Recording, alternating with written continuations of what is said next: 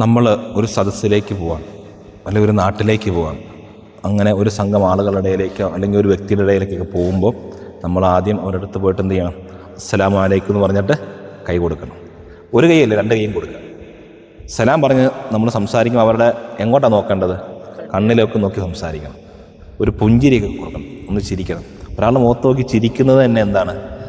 ധർമ്മമാണെന്നാണ് പ്രവാചകൻ മുഹമ്മദ് നബി സല്ലല്ലാഹു അലൈഹി വസല്ലം ഞങ്ങളെ പഠിപ്പിച്ചത്. ഒരാളുടെ മുഖത്ത് നോക്കി ചിരിക്കുക. കൊടുക്കാൻ കൈ കാശൊന്നുമില്ല. ഒരാളുടെ മുഖത്ത് നോക്കി എന്ത് ചെയ്യാൻ പറ്റും? ചിരിക്കാൻ പറ്റത്തില്ല, ചെറിയ പുഞ്ചിരി പറ്റും. ആ പുഞ്ചിരിക്ക് എന്ത് കിട്ടും? പ്രവാചകൻ മുഹമ്മദ് നബി സല്ലല്ലാഹു അലൈഹി വസല്ലം ഞങ്ങൾ പറഞ്ഞു, ഒരാളുടെ മുഖത്ത് നോക്കി ഒന്ന് പുഞ്ചിരിച്ചാൽ എന്ത് കിട്ടും? പ്രതിഫലം കിട്ടും, പുണ്യം കിട്ടും. അപ്പോൾ ചിരിക്കേണ്ട സ്ഥലങ്ങളിലൊക്കെ ചിരിക്കാം. ഒരു മരിച്ച വീട്ടിൽ പോയിട്ട് ചിരിക്കാൻ പാടുണ്ടോ? ഇല്ല. ഒരു ഖബറിൻ്റെ അടുത്ത് പോയിട്ട് ചിരിക്കാൻ പാടുണ്ടോ? ഇല്ല. അപ്പം ചിരിക്കേണ്ട സ്ഥലത്ത് ചിരിക്കുക. സാഹചര്യങ്ങളും സന്ദർഭമൊക്കെ അനുസരിച്ച് പെരുമാറാൻ നമുക്ക്